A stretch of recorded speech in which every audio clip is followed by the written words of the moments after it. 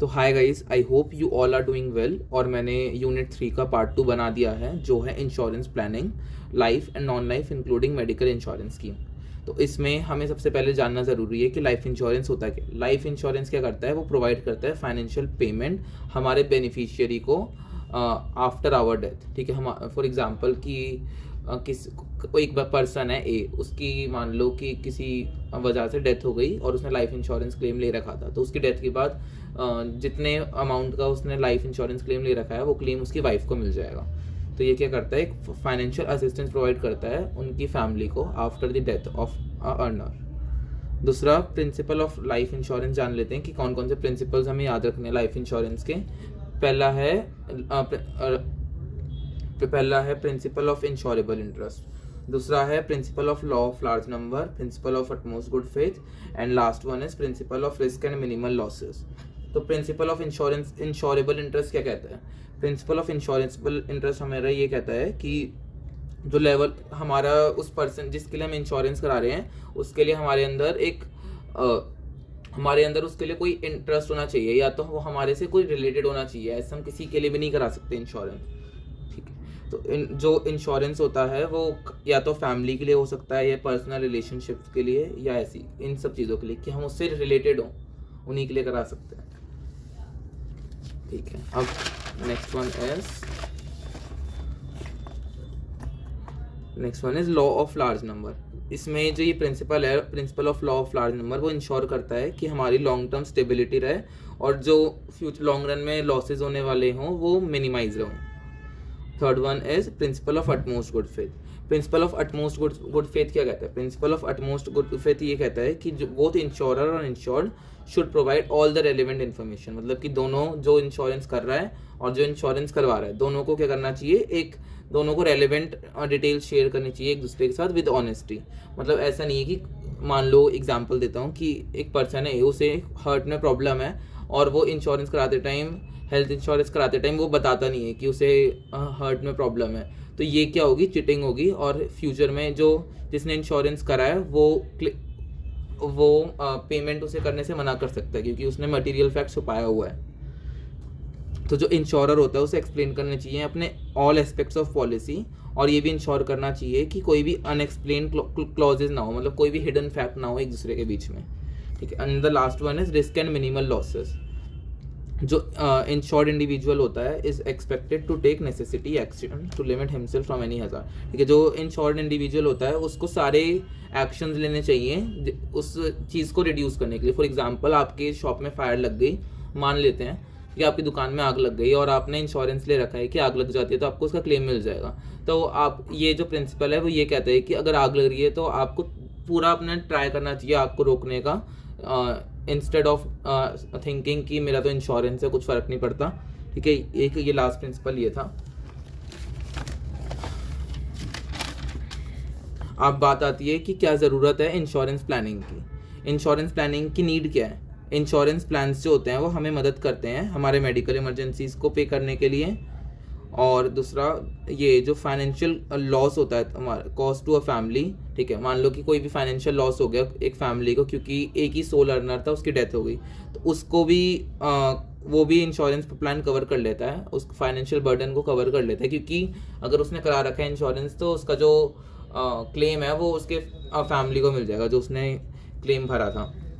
Third one is, जो insurance plan होता है वो मदद करता है in protecting the future of your child.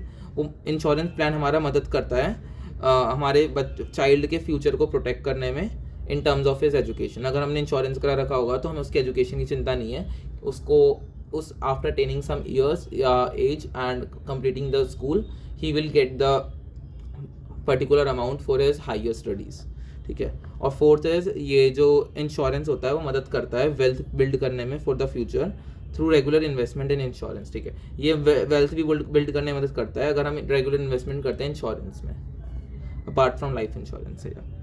और लास्ट वन इज, जो इंश्योरेंस होता है वो मदद करता है प्रैक्टिसिंग योर होम। ठीक है, इंश्योरेंस होता है वो मदद करता है हमारे होम को प्रोटेक्ट करने में। मान लो कोई भी अनफोर्चुनेट कैलामिटी आ गई कि फ्लड आ गया, अर्थक्वेक आ गया और आपका घर टूट गया, तो उससे हमें प्रोटेक्शन भी प्रोवाइड कर देता है हमारा लाइफ इंश्योरेंस, हमारा इंश्योरेंस। अब बात करते हैं नॉन लाइफ इंश्योरेंस कौन से होते हैं। नॉन लाइफ इंश्योरेंस को हम जनरल इंश्योरेंस भी कहते हैं, जो एक कॉन्ट्रैक्ट होता है which offers financial compensation on any loss other than death. इसमें सारे इंश्योरेंस इंक्लूड होते हैं, खाली the insurance other than death, death के अलावा जो भी इंश्योरेंस होते हैं वो सारे इसमें इंक्लूडेड होते हैं। एग्जाम्पल कार इंश्योरेंस हो गया, हाउस इंश्योरेंस हो गया, ये सब। और जो प्रोबेबिलिटी चांसेस इन इंश्योरेंस के चांसेस इन इवेंट के हैपन होने के जिनके लिए इंश्योरेंस कराया गया है वो बहुत ज़्यादा लेस होते हैं। तो इसी टाइप के इंश्योरेंस में कंपनीज जो होती हैं सबसे ज़्यादा अर्न करती हैं। अब लास्ट टॉपिक और देख लेते हैं। ठीक है, तो जो लास्ट टॉपिक है हमारा वो ये है importance of buying life insurance. क्या क्या इंपॉर्टेंस है, क्या क्यों ज़रूरी है लाइफ इंश्योरेंस को बाय करना। पहला है फाइनेंशियल सिक्योरिटी। जो लाइफ इंश्योरेंस होता है वो प्रोवाइड कराता है फाइनेंशियल सिक्योरिटी हमारी फैमिली को और हमें भी, कि अगर फ्यूचर में कोई भी सडन मेडिकल इलनेस हो गई तो उससे टैकल अप करने में हमें मदद करता है। और इसमें साथ ही के साथ हमें टैक्स एग्जेम्पशन भी मिलती है अगर हम प्रीमियम पे करते हैं लाइफ इंश्योरेंस का। दूसरा, शिफ्ट इन लाइफस्टाइल। जो लाइफ इंश्योरेंस होता है हमारा, वो मान लो कि हमारी जो लाइफस्टाइल शिफ्ट हो रही है, हम बिल्कुल बहुत ज़्यादा सेडेंटरी लाइफस्टाइल में जा रहे हैं, तो उससे क्या होगा, हमारी बॉडी में हेल्थ प्रॉब्लम होने के चांसेस बहुत ज़्यादा हैं। तो फ्यूचर में जो भी हेल्थ प्रॉब्लम होगी उससे ये मदद करेगा फाइट बैक करने में। इसमें लाइफ इंश्योरेंस में इंक्लूडेड होते हैं रेगुलर मेडिकल टेस्ट वगैरह, और ये हमें फाइंड करने में भी मदद करेगा अर्ली डिजीज इंसिडेंट्स। ये हमें फाइंड करने में मदद करेगा अर्ली डिजीज इंसिडेंट। जैसे जो लाइफस्टाइल चेंजेस हो गए, बैड ईटिंग हैबिट्स हो गई, इससे क्या हो रहा है, हमारी बॉडी में बहुत ज़्यादा अर्ली डिजीज़ वगैरह हो जाती हैं, तो उसको फाइंड करने में मदद करता है हमारा इंश्योरेंस, क्योंकि इसमें रेगुलर चेकअप्स वगैरह होते हैं हमारी बॉडी के। और लास्ट वन इज रिस्किंग एक और है इसके बाद, ठीक है, fourth one is risking medical cost, rising medical cost, sorry मैंने राइटिंग इतनी गंदी लिखी है, ठीक है, rising medical cost.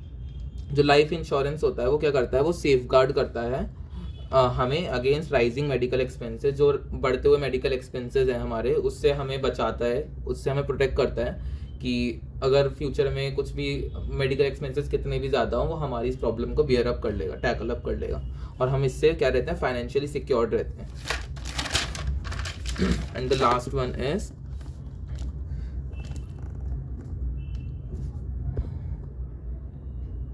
And the last one is treatment at a facility of your choice. ठीक है, इसमें हमें क्या होता है, जो लाइफ इंश्योरेंस होता है वो प्रोवाइड कराता है फैसिलिटी कि तुम किसी भी कंट्री में हो या किसी भी स्टेट में हो, तुम हर कहीं पर भी जाके अपना इंश्योरेंस क्लेम कर सकते हो।